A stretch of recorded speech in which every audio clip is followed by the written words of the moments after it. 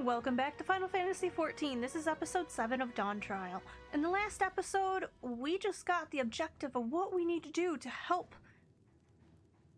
her cat lady ascend to the throne. So let's see what happens. A waste of time. Just name Bakunja just successor and be done with it.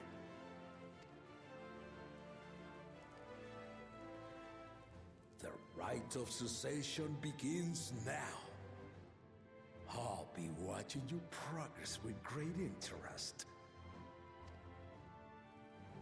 And Clemens, remember to collect your tablets before you leave.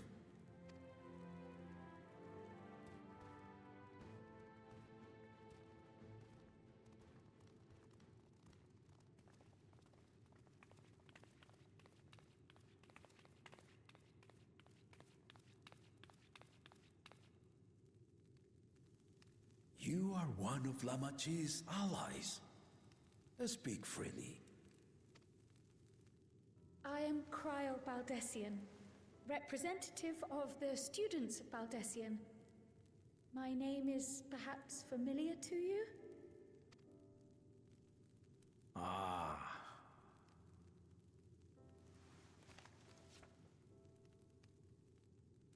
It would seem you sent this letter to my orders some years ago. The ink has since faded and much of the writing is illegible. Even so, we managed to determine the essence of it. A request to investigate the Golden City, addressed to my grandfather, Galuf. Included with the correspondence was this earring. A fairy tale and a piece of jewelry were enough to convince my grandfather to sail halfway across the world. So there is surely some greater mystery at work here.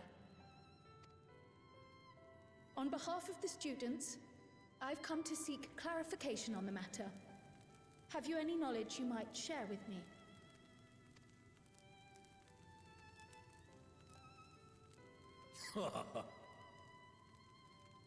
No, not at this time. I have tasked the claimants with finding the Golden City. To fulfill your request would afford one of them an unfair advantage in the rite of succession.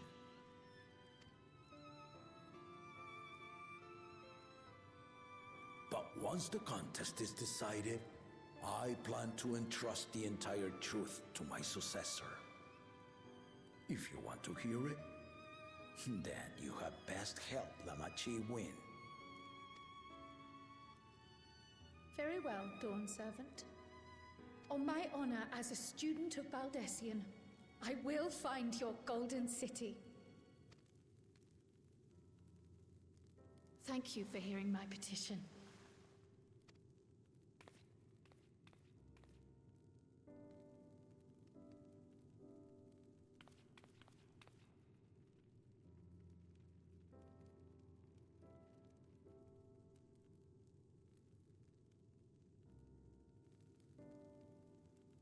How about that?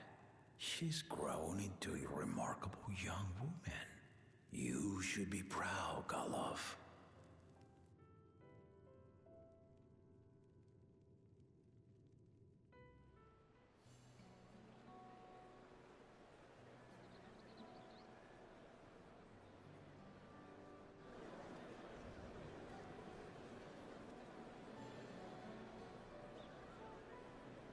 Too late to change your mind now, I suppose. But are you sure you wish to be part of this? Our third promise is not wont to take no for an answer.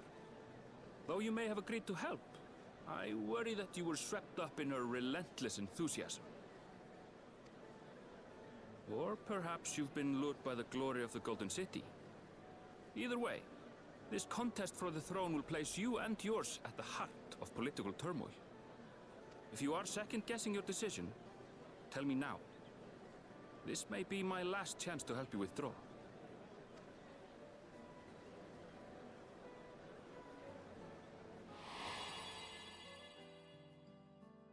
Life is a series of journeys, my friend, and there's no telling what awaits us on the long road. But what's important is to be true to yourself as you walk it. Only then can we hope to be content when we arrive at the end of one and step forward into another.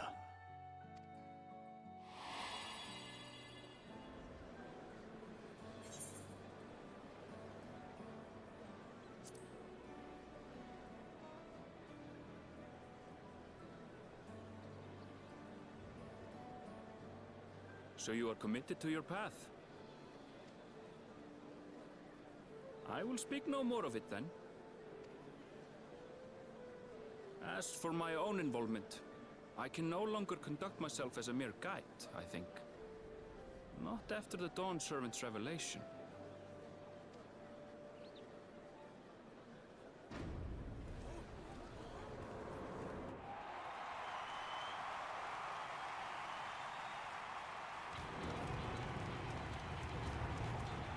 Here they come! It's Saralja! Such a fearsome mien. Make no mistake, there goes Tuliola's mightiest warrior. First promise, our village needs aid. The cold weather stunts our crops, and the children of our village go hungry.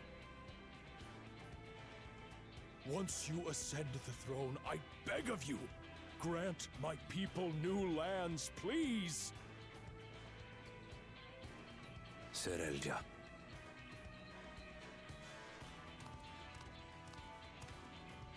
Take heart, tiller of the soil. The resilient son, blood heir to the Dawn Servant, has heard your pleas.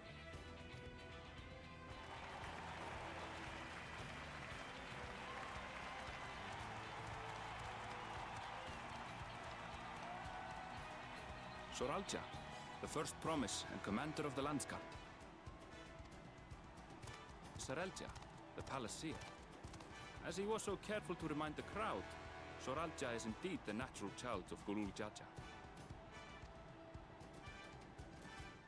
And Resilient Son, is that another title, like the first promise?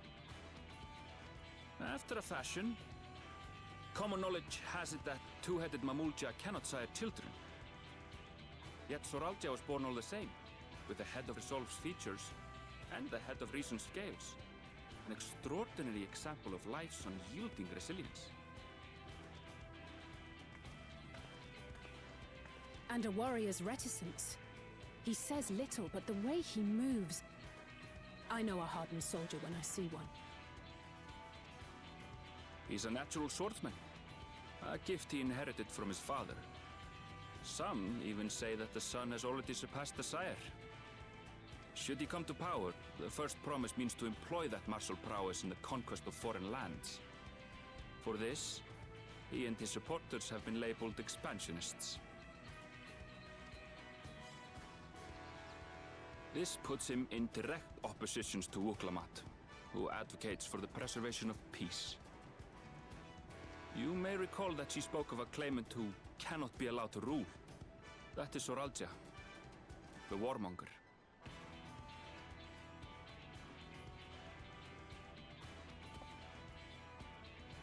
Cryle, are you all right? The echo. It gave me a glimpse into Zoralja's ambitions. Deep and unknowable, like an abyss. Yet at the same time, a roaring, unquenchable fire.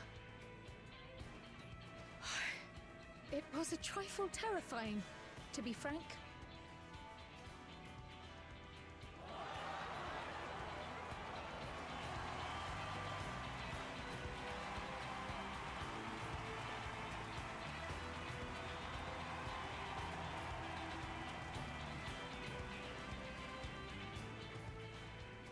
Second promise, you must bring us more marvelous conveniences. More dirigibles and trains and the like. We need you in charge to make trading easier. The elders, they complain and complain about abandoning tradition. But we're not like them, afraid of everything foreign and new. You have our wholehearted support. With your ingenuity and knowledge, you're sure to win the contest. Forgive me, but the rite of succession is barely begun. I will hear your petitions if and when I am named Dawn Servant. If you will excuse me.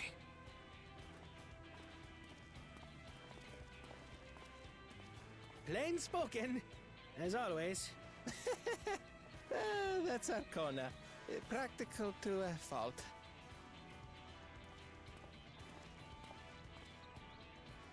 Here we have Kona, the second promise, who spent time as a pupil at Charlian's own studium.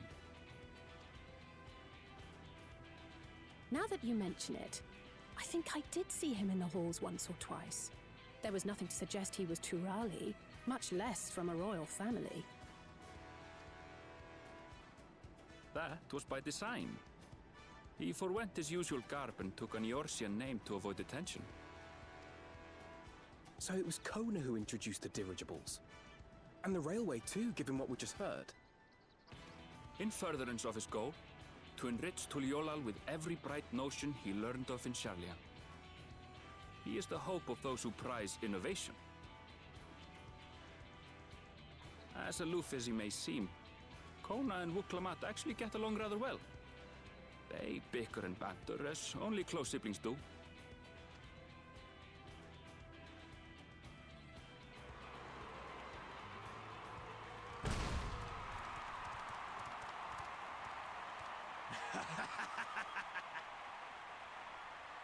How gracious of you all to cheer the lesser Glavans.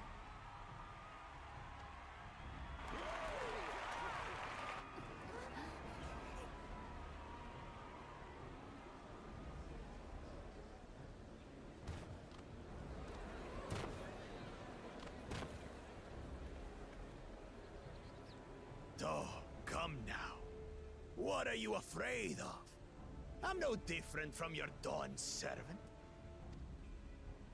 That my kind should reign is Mamulja tradition, and has been so since before there was a Tuliyola. I'll brush aside your feeble contenders, and then you'll see who deserves your theater.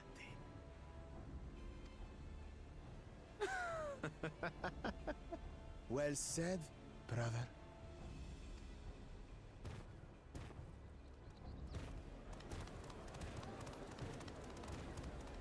The Mamurja have finally found peace in Tuliolal. A pity those fanatics are intent on keeping that tradition alive. The chosen of Mamuk, Bakul Jaja, winner of the recent martial tournament, and the only claimant not of the Dawn's promise. His strength is undeniable, but you see how he is. A few devoted Mamulja are his only supporters. What would he do with the throne should he win it? His policies and so forth. I doubt he's thought much beyond winning the contest itself. But one thing seems certain. If he does become Dawn Servant, he will see the Mamulja exalted as the ruling class, and all others forced into subservience. Sounds like another that cannot be allowed to rule.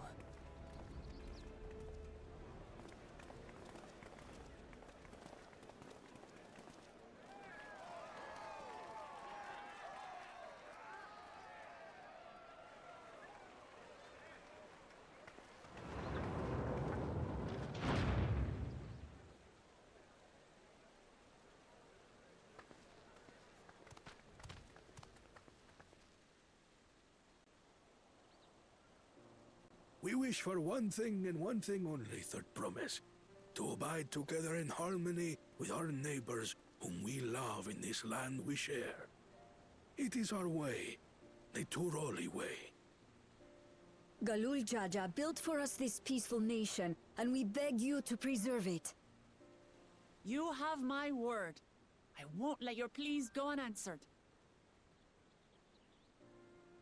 Alright everyone, I'm gonna have to end it here, so if you guys liked it, please leave a like and subscribe down below. Also hit that bell icon to get notified of when my next video is posted. Hope to see you then.